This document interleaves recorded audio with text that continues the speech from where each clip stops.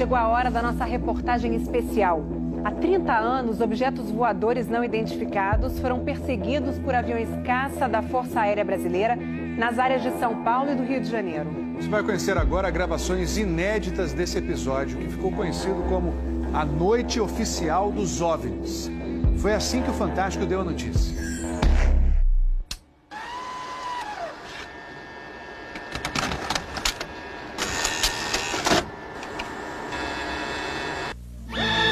Esta semana, altas autoridades militares do Brasil admitiram publicamente pela primeira vez ter visto objetos voadores não identificados, os OVNIs. O próprio ministro da Aeronáutica, Brigadeiro Moreira Lima, deu a entrevista para informar que pilotos das bases de Santa Cruz, no Rio de Janeiro, e de Anápolis, em Goiás, chegaram até a perseguir e a ser perseguidos pelos objetos voadores não identificados na região de São José dos Campos, sobre o Vale do Paraíba, e trechos do estado do Rio de Janeiro. Eram 21 OVNIs, segundo os militares, que ficaram mais de 3 horas sobrevoando o território brasileiro na noite de segunda e madrugada de terça-feira. Toda vez que é detectado algum objeto não identificado, evidentemente há um processo bastante eficiente de verificar se foi alguma aeronave que está voando sem um plano de voo aprovado, etc. Mas quando se comprova que é algo diferente, as aeronaves então são acionadas. O que ocorreu foi que os radares detectaram vários objetos não identificados. Veja agora, minuto a minuto, o que aconteceu naquele 19 de maio.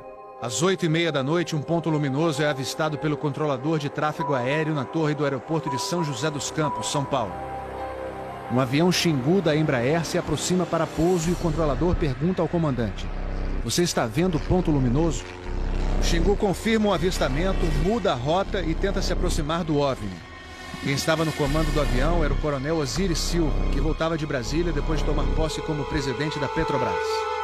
Eu vi um objeto luminoso no espaço, parecia um astro normal. Eu voei na direção dele e após 5, 6 minutos de voo, fiquei com a impressão de que ele começou a esmaecer e perder a intensidade e o brilho. 9h14 da noite. O controle de radar de São Paulo registra sinais sem identificação. 9h20. O controle aéreo em Brasília confirma a presença de objetos voadores não identificados. 10h23. O primeiro jato F-5 decola da base aérea de Santa Cruz, no Rio de Janeiro. Ele carrega armamento de guerra pronto para ser acionado. 10h45. O radar da base aérea de Anápolis, em Goiás, detecta sinais no radar. Um Mirage também armado decola em busca dos OVNIs. 11h15 da noite. O piloto do primeiro F-5 a entrar em ação avista um ponto luminoso e começa a perseguir o objeto voador não identificado. Nosso objetivo justamente era esse, se aproximar e identificar. Nós não conseguimos nem nos aproximar, muito menos identificar. 11h17. Mais um Mirage decola da base de Anápolis para perseguir os objetos. 11h20. O caça F-5 recebe pela primeira vez um sinal no radar de bordo confirmando a presença do objeto não identificado à sua frente. 11h36. O terceiro Mirage sai da base de Anápolis, mas não consegue contato visual com os OVNIs. Naquela noite, 5 jatos da Força Aérea foram acionados e retornaram sem conseguir se aproximar dos objetos. Os radares do Sindacta em Brasília registraram um total de 21 sinais desconhecidos no céu do Brasil. O grande personagem dessa história foi o controlador de voo que estava na torre de São José dos Campos. O sargento Sérgio Mota da Silva, que aparece nessa foto tirada na Torre de São José poucos dias depois do incidente, foi quem deu o primeiro alerta sobre OVNIs. 30 anos depois, Sérgio, que hoje é controlador de voo civil, deu a primeira entrevista para uma TV. Ele preferiu não mostrar o rosto. Tem alguma coisa aqui no setor noreste de São José? Um farolzinho por lá? Eu estou olhando bem, o bicho está parado. Só que tem desce e vai para a esquerda e para a direita. Está paradinho lá. Estou olhando, não é estrela não. É um farol. A olho nu parecia um avião. Quando coloquei no binóculo para observar, é que eu vi que ele era extremamente cintilante, multicolorido. Tinha vermelho, azul, branco, lilás, um monte de cores, com uma certa predominância do laranja, mas ele era muito bonito. O controlador pediu ao avião Xingu para tentar avistar o objeto. eu expliquei a ele onde estava o objeto, pedi a ele que se ele tivesse avistamento ele me informasse. Tem uma vez com ele à vista? Assim na cima, assim lá, vou mostrar a ponta vista. Esse bem visível, poderia descrevê-lo? É uma estrela grande. Estrela grande e bem vermelha. Entendido, grande e bem vermelha. Controle de São Paulo será alertado. O controlador em São José dos Campos avisa ao controle São Paulo que o Xingu está perseguindo o OVNI. Positivo. Ele está perseguindo o troço. Está perseguindo o troço? Tá indo atrás. Sério, tá indo. Controle. Tá vendo? Próximo de São Paulo, já da região do radar, esse objeto simplesmente desapareceu do radar. O Xingu também perdeu contato visual com ele. O avião Xingu abandonou a perseguição e pousou em São José dos Campos. Pouco depois, o controlador da Torre de São José alertou o controle São Paulo. Outros OVNIs estavam aparecendo no céu. Estou vendo 3 agora. São 3 luzes. Mas parecem estrelas. Mas o radar não pega estrelas. O que é isso? Você observa alguma mudança de cor, alguma coisa? Pode ser. Vai movimento, né? Rapaz, eu não sei. Pra mim, olha, aqui tá parecendo uma estrela. Mas tá com um monte de cor bonita, rapaz. Tá vermelho, amarelo, branco. Tá dando um monte de coisa. Pô, tão barato isso aqui. Deve ter um chat por aqui já pelas contas que eu tô fazendo aqui. Ainda bem que vocês estão vendo também. Senão eu ia pensar que eu tô ficando doido. Pô, rapaz, tô arrepiado, meu irmão. Só 2 pontos brancos afastados mais baixos. Estão entrando na alinhamento da pista, além da cidade.